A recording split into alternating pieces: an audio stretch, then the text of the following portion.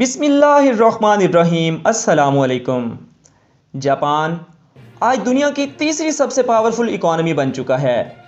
वो मुल्क जिसका रकबा महज 3,78,000 किलोमीटर, जो पाकिस्तान जैसे मुल्क से भी आधा है, और जिसकी आबादी 22 करोड़ के लगभग है, जो बहुत से ममालिक से कम है। ऐसा मुल्क जहां कुदरती वसाइल मौजूद नहीं, जैसे गैस, ऑयल, कोल, कापर, आयरन वगैरह। वो मुल्क जिसमें हर साल जलजला और सुनामी से बहुत ज़्यादा तबाही मचती है, मगर इन सब के बावजूद जापान आज पूरी दुनिया पर राज कर रहा है। आखिर कौन सी ऐसी वजूहात हैं कि जापान 1945 में एटम बम से बुरी तरह तबाह होने के बाद भी ऐसा संभला कि आज दुनिया के हर मामले में जापान की राय सुनी और मानी जाती है। जापान ने आखिर ऐसा क्या कर दिया जिससे वो दुनिया की तीसरी बड़ी इकॉनमी बन चुका? ये सब जानते हैं आज की वीडियो में। मगर इससे पहले जिन दोस्तों ने अभी तक हमारा चैनल सब्सक्राइब नहीं किया, हमारे चैनल को सब्सक्राइब करें ताकि हर आने वाली वीडियो आप तक पहुंच सके। जी हाँ, जापान आज दुनिया की तीसरी सबसे पावरफुल इकॉनमी बन चुका है। नाजरीन, जापान की हिस्ट्री से आपको आगाह करते हैं। 400-500 साल पीछे की बात करें तो समुराई को छोड़कर आगे निकलें तो 200 साल बहुत अहम थे, जो शोगन एरा था। 1650 से 1850 तक ये 200 साल जापान पूरी तरह से आइसोलेटेड था। यहाँ पर अलग अलग फ्यूडल लॉर्ड्स हुआ करते थे। फ्यूडल लॉर्ड्स क्या होते हैं? वो जागीरदार और ज़मींदार नहीं होते। ऐसा छोटा छोटा पूरा जापान तकसीम हो चुका था। जापान में कोई एक लीगल सिस्टम नहीं था, कोई फॉरेन पॉलिसी नहीं थी, कोई क्रॉस बॉर्डर ट्रेड करने की पॉलिसी नहीं थी।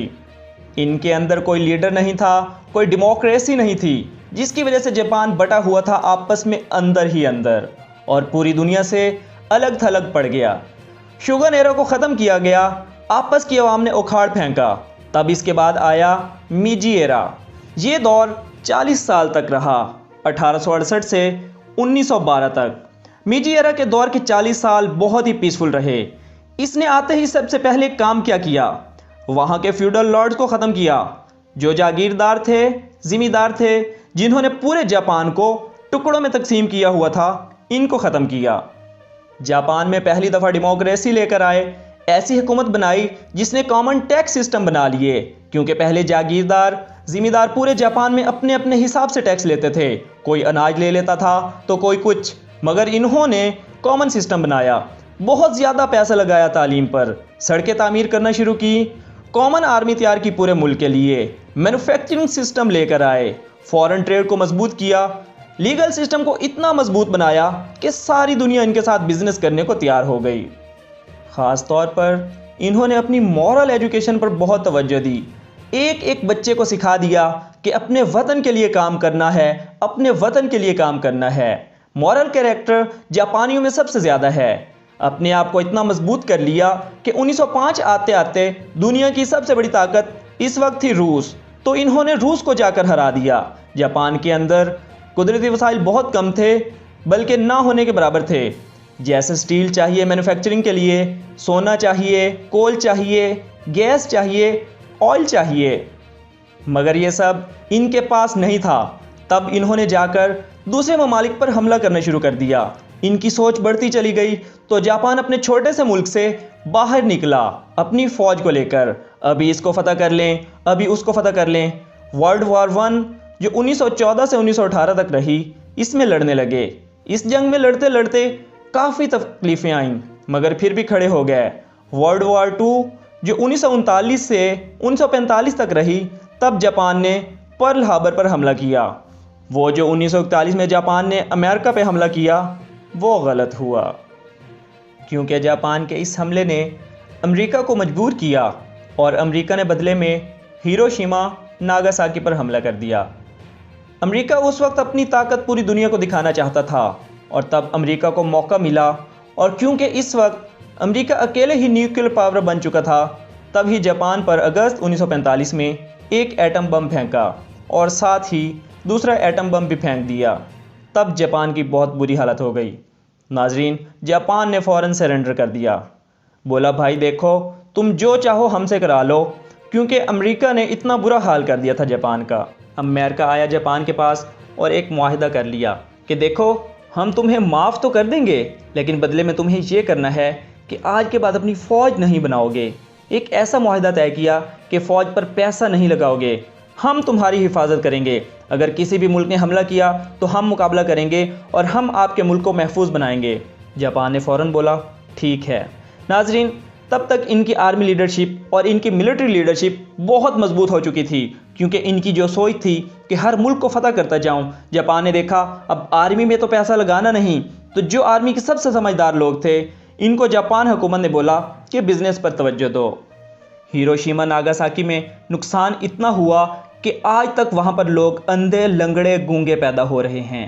लेकिन इतने मुश्किल वक्त के बावजूद भी ये लोग रुके नहीं। वहां पे अपने लोगों को बताया कि तुम सब एशियन से ज़्यादा ताकतवर हो, तुम सब गोरों को भी हरा सकते हो।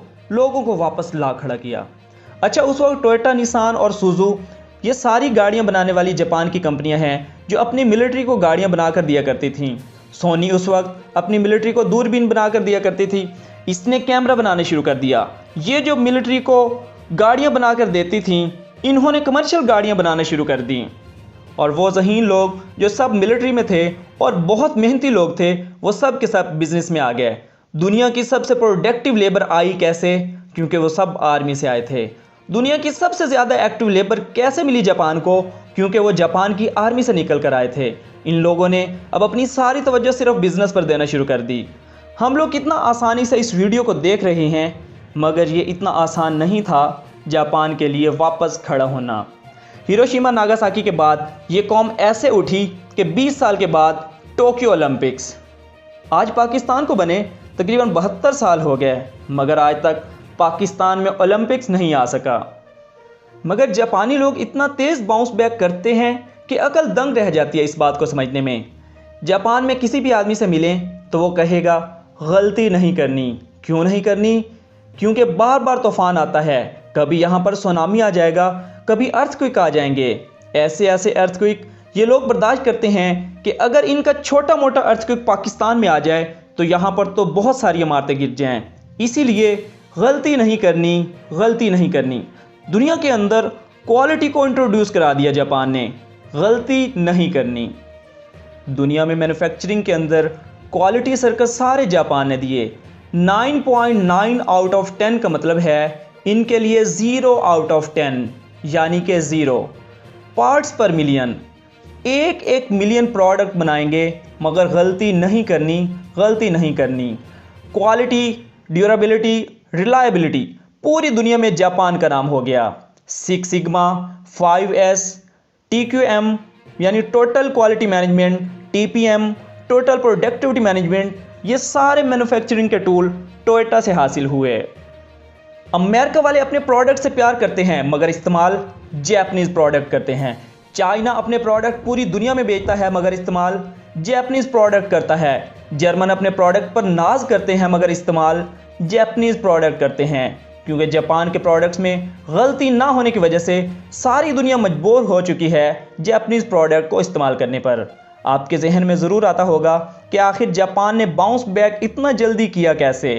ये थोड़ा सा समझें कि वर्ल्ड वार 1 और 2 के बाद जापान को बहुत तजर्बा हो गया।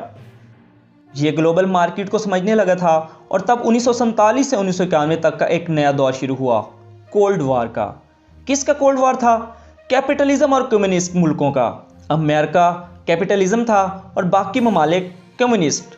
इस वक्त रूस बहुत तेज़ था। सेंट्रल एशिया से रूस और चाइना, उधर कोरिया, पूरी बेल्ट रूस ने अपने साथ जोड़ रखी थी। इधर जापान को मालूम था कि कैपिटलिज्म मुल्कों के पास बहुत बड़ी मार्केट है जहां पर अपना बिजनेस फैलाया जा सकता है। जापान ने वहां अमेरिका का साथ देना बेहतर समझा। अमेरिका इस वक्त पूरी दुनिया में अपने वर्ल्ड लीडर की दावेदारी कर चुका था और बहुत आगे आ चुका था। जापान ने वहां दोस्ती निभाई, क्योंकि जापान अच्छे से जान चुका था कि अमेरिका इस वक्त किसी को तो दोस्त बनाएगा एशिया की तरफ, क्योंकि एशिया की तरफ अमेरिका को कोई दोस्त नहीं था। और अमेरिका भी ये बात जानता था कि अगर मुझे मिलिट्री बेस बनानी है तो इस पूरे इलाके में जापान से अच्छा ऑप्शन नहीं। तो जापान ने इस मौके से फ़ायदा उठाया और अमेरिका के ज़रिए सारी ग्लोबल मार्केट को कवर किया। जापान क्योंकि बहुत छोटा सा मुल्क है, तो अपने छोटे से मुल्क में कितना माल बेच लेंगे। इनको एक्सपोर्ट के लिए ग्लोबल मार्केट चाहिए थी, और ग्लोबल मार्केट तक कौन एक्सेस दिलाएगा? अमेरिका। तभी इन्होंने अपनी आवाम को बोला कि सेविंग करो, सेविंग का कल्चर बिल्ड करो। जापान की आवाम ने बहुत ज़्यादा पैसा बैंकों में जमा कराना शुरू कर दिया। बैंक ने इस पैसे को इंडस्ट्री खड़ी करने के लिए सस्ते लोन देना शुरू किया। अब सारी फैक्ट्रियां लगने लगीं तो नौकरियां मिलने लगीं। अब नौकरियां मिलने लगीं तो पूरी की पूरी इकॉनमी मजबूत होती चली गई। नाजरीन, यही वजह थी कि 1964 में पहली नॉन वाइट कंट्री थी। इससे पहले गोरे ओलंपिक्स लीड किया करते थे, मगर जापान ने 9 दिन पहले ही बुलेट ट्रेन बना दी ओलंपिक्स को लीड करने के लिए। ये इस वक्त की बात है 1964 की। हमारे पाकिस्तान में आज तक बुलेट ट्रेन का नाम तक नहीं। जापान अपने कमर्शियल जहाज़ बनाने लगा। जापान ने शुरू ही से आगे बढ़ने के लिए morality, character, ethics, values, integrity पर बहुत काम कराया। इनके लिए 1 मिनट लेट होना जीने मरने जैसी बात हो जाती है। मोरालिटी और सोशली रिस्पॉन्सिबल बिहेवियर इनके खून में डाल दिया। स्कूल से पढ़ा कर दिमाग में डाल दिया है डिसिप्लिन डिसिप्लिन डिसिप्लिन। 2011 में जब सुनामी आया तो इस वक्त इतने बड़े डिज़ास्टर के अंदर भी वहाँ कोई भी लूटमार नहीं हुई। किसी ने कोशिश नहीं की। वहाँ भी लोग डिसिप्लिन में रहे, क्योंकि इनके लिए कंट्री फर्स्ट, नेशन फर्स्ट। अक्सर देखने में आता है कि अगर खाना बट रहा हो तो लोग लाइन तोड़कर आगे जाने की कोशिश करते हैं, मगर इनको 2 घंटे लगें, 4 घंटे लगें या 6 घंटे लगें, ये लाइन में रहेंगे। औरत भी हो वो भी चुपचाप लाइन में लग जाएगी। कभी रेड लाइट जंप नहीं करते, चाहे कुछ भी हो जाए। अगर रेड लाइट रात के 2 बजे भी है तो क्रॉस नहीं करेंगे। एक मशहूर किस्सा है जापान के ड्राइवर का। जापान के ड्राइवर के साथ एक गैर मुल्की जा रहा था। रात के 2 बजे सुनसान था, रेड लाइट पे कोई भी नहीं आसपास। तो गैर मुल्की ने बोला कि अरे चल, कोई नहीं है, अब तो कोई देख भी नहीं रहा, तो चलना चाहिए।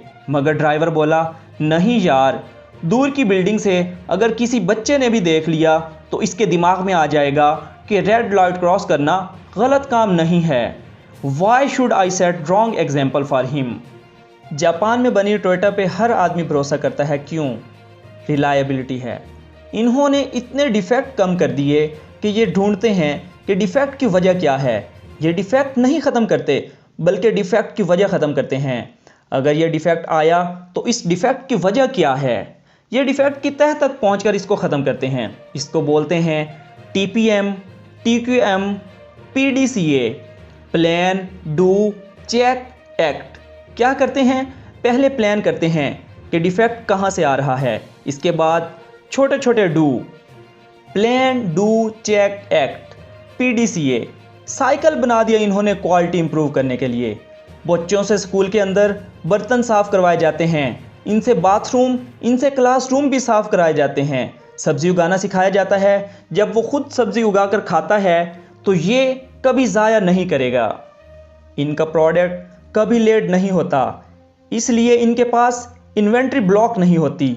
ये नहीं होता कि फ़ालतू बनाकर रख दिया तो हाथ में कैश ही नहीं आ रहा। ये शुरू से ही बहुत आगे निकलने की सोच लेकर निकले हैं। उम्मीद करते हैं आपको आज की वीडियो पसंद आई होगी। हमारे चैनल को सब्सक्राइब करें और शेयर करें।